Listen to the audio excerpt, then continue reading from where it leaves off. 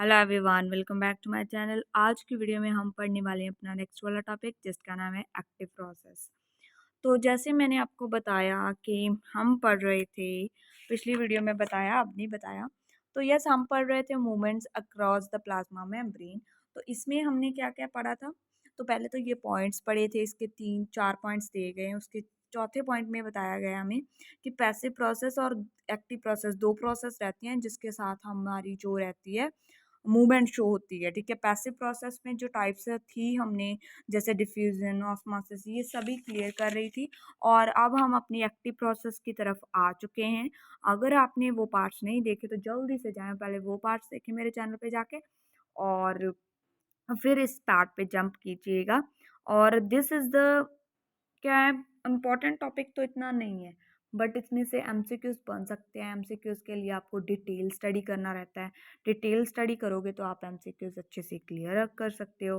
तो इसीलिए मैं बोलती हूँ आपको, everything you have to read. आपकी बुक है जो आपको सारे एक बार रीड करना होता है। ठीक है, आपको समझना होता है, अंडरस्टैंड करने का है कि क्या क्या है। और ये जो बुक है ये बहुत अच्छी बुक है according to me, because it has a very detail, इसमें बहुत सारी डिटेल दी गई है। ठीक है, रॉसन विल्सन की भी एक बुक है दैट इज़ मोस्ट फेमस, जो बीएससी नर्सिंग बुक है, that is the रॉसन Wilson book of anatomy and physiology. But वो बुक में इतनी डिटेल नहीं दी जो ये बुक में दी है। ठीक है, तो इसलिए मैं ये बुक को ही प्रेफर करते हैं। इस बुक में वो भी सभी चीज़ें और एक्स्ट्रा भी है। अगर आपको पढ़ने का शौक रहता है, ठीक है, और अच्छा लगता है आपको डिटेल स्टडी करना मेरे जैसा, तो then you have to, I recommend you to read this book. ठीक है, तो अभी बातें बंद करते हैं और अपने टॉपिक पे चलते हैं। एक्टिव प्रोसेस जो है हमारा, ठीक है, तो इसमें these are the energy consuming process. जैसे मैंने आपको पिछली वीडियो में बताया था, उससे पिछली वीडियो में, कि जो एक्टिव प्रोसेस रहती है ना, इसमें एनर्जी की रिक्वायरमेंट रहती है, एनर्जी चाहिए होती है एक्टिव प्रोसेस को करने के लिए। Some substance can not pass through the plasma membrane passively. तो पैसिव प्रोसेस में हमने पढ़ा, ठीक है, और कई सब्सटेंस ऐसे पाए जाते हैं जो कि नहीं कर सकते पैसिव फॉर्म में। ठीक है, मेम्ब्रेन को पार नहीं जा सकते या सेल में नहीं जा सकते मेम्ब्रेन को पार करके। तो उनके लिए हमें क्या चाहिए? एक्टिव प्रोसेस चाहिए। एक्टिव प्रोसेस लगाएंगे तो वो फटाक से सेल की दूसरी पार जाएंगे। तो either they are too big, तो क्योंकि वो बहुत थोड़े बड़े होते हैं, वो भी नहीं जा सकते। हवा रॉन्ग चार्ज, उन पे चार्ज सही नहीं होता, रॉन्ग होता है, गलत चार्ज होता है, इसकी वजह से भी वो पैसिवली नहीं जा पाते। Must move against the concentration gradient. तो कई बार क्या होता है, कंसंट्रेशन ग्रेडियंट नहीं मैच खाता, इसीलिए नहीं वो जा पाते। Because of this movement require energy, और उन्हें जाने के लिए क्या चाहिए? थोड़ी सी एनर्जी चाहिए। एनर्जी देंगे तो वो फटाक से जाएंगे। ठीक है, और second point, in this process cellular energy is use to drive the substance appeal against the concentration और इलेक्ट्रिकल ग्रेडियंट। ठीक है, तो इसमें बताया गया है जो एक्टिव प्रोसेस है वो ऐसी प्रोसेस है जिसमें हम थोड़ी सी एनर्जी देते हैं, सेलुलर एनर्जी देती है, वो यूज़ करते हैं, और वो सब्सटेंस है देन चला जाता है सेल के अंदर बाहर, जो भी है वो चला जाता है by the use of that energy. ठीक है, एनर्जी को यूज़ करके। Active process include active transport and bulk transport. Active जो प्रोसेस रहती है उसमें दो चीज़ें आती है, एक्टिव ट्रांसपोर्ट आता है, देन बल्क ट्रांसपोर्ट आता है। पहले हमने एक्टिव ट्रांसपोर्ट पढ़ना है। Active transport is the movement of substance across the cell membrane from a lower concentration to higher concentration. हमें पता है हम हमेशा सब्सटेंस को कहाँ भेजते हैं? हाई कंसंट्रेशन, जिसके पास ज़्यादा होता है, हाई होता है, उसको लोअर की तरफ भेजते हैं। बट इसमें क्या होता है, लोअर ने हाई की तरफ जाना होता है, लोअर ने हाई की तरफ जाना होता है। तो इसीलिए क्या, वो क्षति चल नहीं पाता, ठीक है, जा नहीं पाता इतनी जल्दी, तो इसीलिए उससे थोड़ी सी एनर्जी चाहिए रहती है। एक्टिव ट्रांसपोर्ट में क्या रहता है कि सेल मेम्ब्रेन प्लाज्मा मेम्ब्रेन बोल दें, एक ही बात है। लोअर से हाई कॉन्सेंट्रेशन की तरफ जाना है, अपहिल और अगेंस्ट द कॉन्सेंट्रेशन, तो उसे क्या है, थोड़ा ऊपर ही जाना है। ठीक है, और अगेंस्ट, और ये थोड़ा अगेंस्ट भी है कॉन्सेंट्रेशन ग्रेडियंट के। Using energy drive from the ATP either directly और इनडायरेक्टली। तो वो फिर क्या करता है, अपना दिमाग लड़ाता है और यूज़ करता है एनर्जी को, जो कौन बनाता है? एटीपी बनाते हैं। चाहे तो वो डायरेक्टली यूज़ कर ले, चाहे फिर वो अनडायरेक्टली इनडायरेक्टली यूज़ करके वो एनर्जी पास आउट कर जाता है प्लाज्मा मेम्ब्रेन को। उसके बाद हम नेक्स्ट हमारे जो पेज पे चलते हैं। तो सेकंड पॉइंट में क्या लिखा है, in human body 4 specific active transport system have been study. हमारी बॉडी में, ह्यूमन बॉडी में क्या होता है, 4 तरह के जो है एक्टिव ट्रांसपोर्ट सिस्टम होते हैं। पहला है sodium potassium pump, Na positive and K positive, ये क्या है, sodium and potassium pump. Then calcium pump, then हमारा आता है sodium link to co transport के साथ लिंक करना, hydrogen link to co transport, ठीक है। तो ये 4 टाइप के हमारे जो है सिस्टम रहते हैं, एक्टिव ट्रांसपोर्ट सिस्टम जो बोले जाते हैं वो रहते हैं हमारी बॉडी में। पहले हम पढ़ते हैं sodium potassium pump. Sodium and potassium pump में क्या रहता है, it maintain a low concentration of sodium ion. अगर हमारे यहाँ सोडियम आयन की लो कंसंट्रेशन है उसको मेंटेन करता है in the cytosol by pumping them out against their concentration gradient. उन्हें क्या करता है, इन द साइटोसोल, साइटोसोल हमारा साइटोप्लाज्म जैसा ही है, हमारा साइटोप्लाज्म को बोला जाता है, ठीक है। By pumping them out against the, जो कंसंट्रेशन ग्रेडियंट है उसके अगेंस्ट जाके उन्हें पंप करना पड़ता है। It also move K positive, ठीक है, जो पोटाशियम आइन रहता है into the cell against their concentration. तो ये क्या करता है, मूव करता है, के पॉजिटिव को अंदर की तरफ मूव करता है सेल के उस अगेंस्ट जाकर, कॉन्सेंट्रेशन ग्रेडियंट के अगेंस्ट जाके, ठीक है।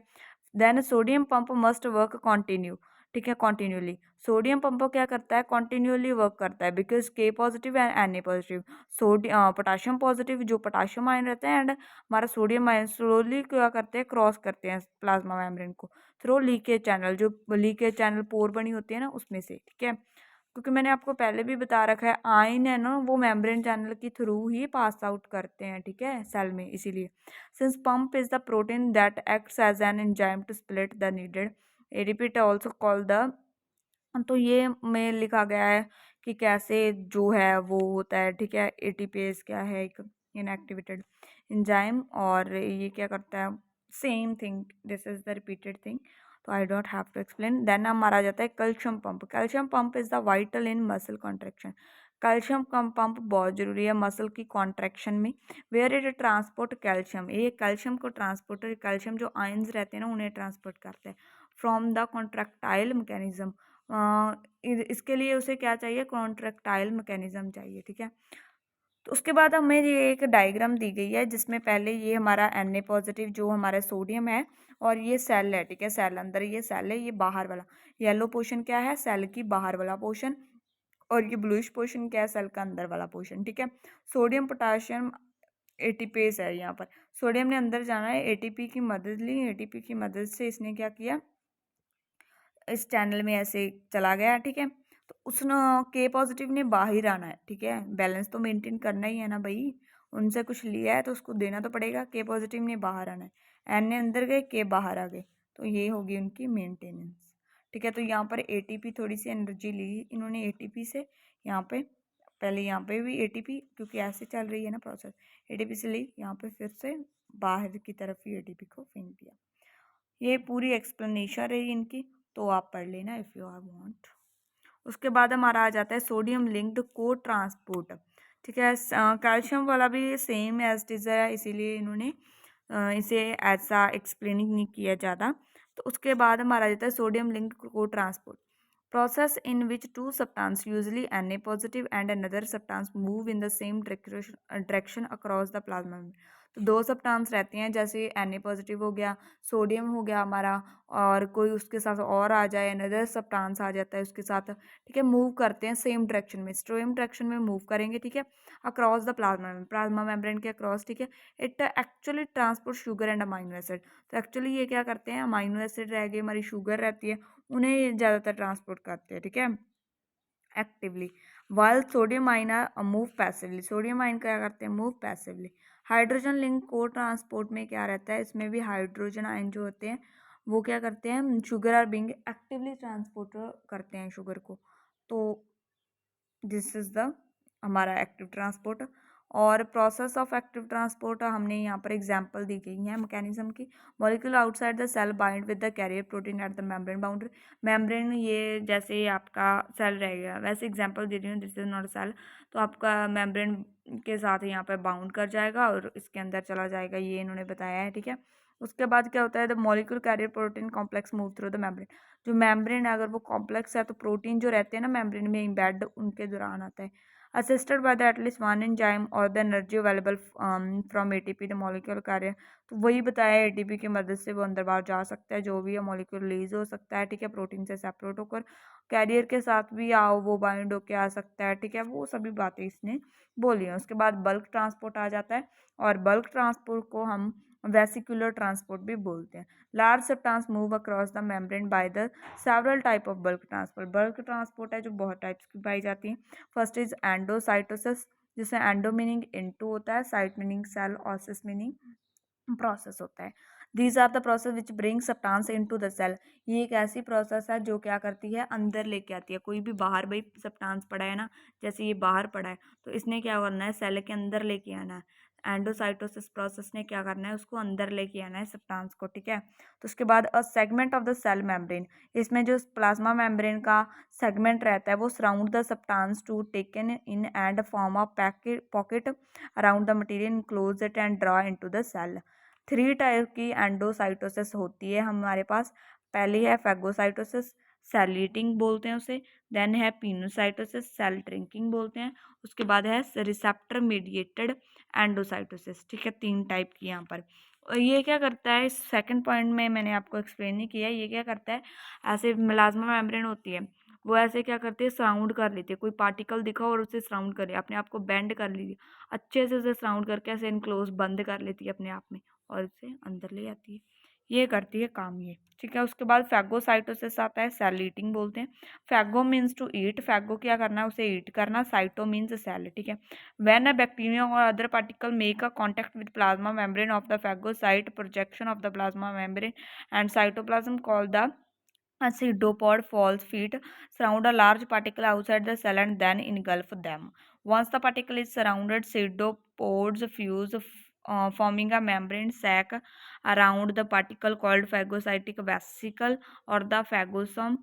When the pocket is closed, it's called the phagosome.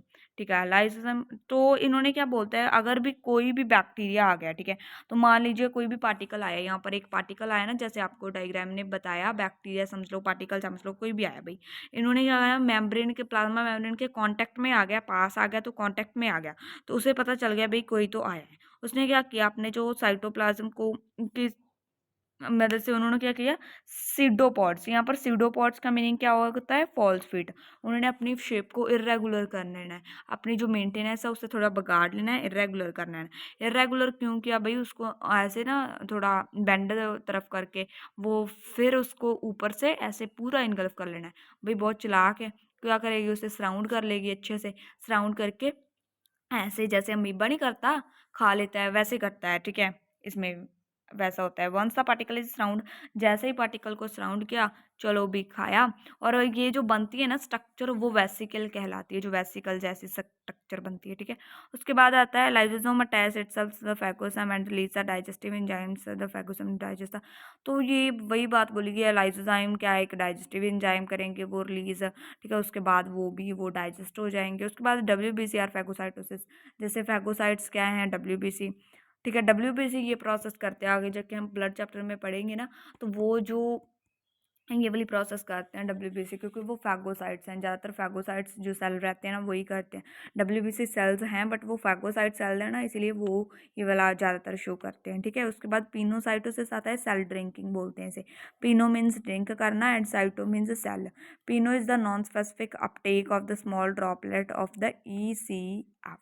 ECF का मीनिंग क्या है, एक्स्ट्रा सेलुलर जो फ्लूइड है उसकी ड्रॉपलेट, ठीक है, उसको अपटेक कर लेती है। नॉन स्पेसिफिक अपटेक करती है, जो स्मॉल ड्रॉप्स रहती हैं एक्स्ट्रा सेलुलर फ्लूइड की, ठीक है। मेम्ब्रेन फोल्ड इनवर्ड, मेम्ब्रेन अंदर की तरफ फोल्ड हो जाती है, फॉर्मिंग का पिनोसाइट वेसिकल, पिनोसाइट वेसिकल बनाती है, ठीक है। और देन क्या करते हैं, अलाउ करते हैं लिक्विड टू फ्लो इनवर्ड, जो लिक्विड रहता है अंदर की तरफ ले लेती है। उसके बाद हमारा क्या रहता है, अंदर की तरफ लेती है, and any material dissolve in the fluid also taken in cell and low molecular weight nutrients. This is the same, ये सेम प्रोसेस है, आप एक बार रीड कर लीजिएगा। अगर कोई सा भी डाउट है किसी भी पॉइंट में, ठीक है, तो आप उसका नेम डाल के ना टॉपिक का कमेंट में, और वो पॉइंट का नंबर डाल के, और वो आप मुझे कमेंट कर दीजिएगा, देन मैं अच्छे से एक्सप्लेन कर दूँगी। देन ये तो बहुत बहुत बहुत सिंपल है, आप एक बार रीड करोगे तो आपको डेफ़िनेटली मैं श्योर कह सकती हूँ आपको समझ आ जाएगा, इतना टॉपिक आसान है। तो वैसे मैंने ये तो एक्सप्लेन कर ही दिया फ़ैगोसाइटोसिस और पिनोसाइटोसिस में आपको डाउट हो तो कमेंट करना, और हमारे रिसेप्टर मीडिएटर एंडोसाइटोसिस। तो आप अच्छे से पहले तो स्क्रीनशॉट ले लो ये इसका पूरा, कि आप बाद में रीड कर लो। 1, 2, 3 स्क्रीनशॉट ले लिया। तो यस, स्क्रीनशॉट आप डायग्राम का भी अभी ले लो। 1, 2, 3 स्क्रीनशॉट ले लिया। यस, तो आपको स्क्रीनशॉट ले लेना है, और अगर आपको कोई सा भी डाउट हो तो आप जल्दी से मुझे कमेंट कर दें, और उसका टॉपिक का नेम डाल दें, पॉइंट का नंबर डाल दें, और I will definitely clear your doubt. मैं वीडियो बना दूंगी अगर आपको चाहिए होगी वो उस डाउट पे। तो अगर कोई और भी आपको कुछ पूछना है कॉलेज के बारे में एंड एनीथिंग एल्स, तो आप पूछ सकते हैं। एंड यस, आज की वीडियो में यही था, और नेक्स्ट वीडियो में हम अपना नेक्स्ट वाला टॉपिक एक्सोसाइटोसिस पढ़ने वाले हैं। तो ये बट उल्टा है उसका, एक्सो से क्या आएगा, बाहर आ जाएगा, जो भी अनवांटेड सब्सटेंस रहेगा वो बाहर आ जाएगा। तो दिस इज़ द सेम, और हम न्यूक्लियस से ही स्टार्ट करेंगे फिर। ठीक है, अगर आपको वो पढ़ना होगा तो आपको भी देखिए कितना छोटा पैराग्राफ दिया गया है। तो अगर आपको पढ़ना होगा तो कमेंट कर दीजिएगा, नहीं तो हम न्यूक्लियस से स्टार्ट करेंगे। ठीक है, till then bye bye, I will see in another video. Bye bye everyone, and जल्दी से सब्सक्राइब कर दे ऐसे ही वीडियोस के लिए, एंड लाइक कर दे वीडियो को, मेरे को पता चल जाए आप कितना को लाइक कर रहे हैं। ठीक है, मेरे पढ़ाने के वे को और मेरे एफर्ट्स को। एंड वैसे मुझे बहुत कम टाइम मिलता है वीडियोस बनाने के लिए, बट फिर भी मैं कोशिश करती हूँ अगर मैं आपको कुछ ना कुछ सिखा सकूँ। I want to inspire my all the family, subscriber, nursing world, and I want to create a whole world's nurse.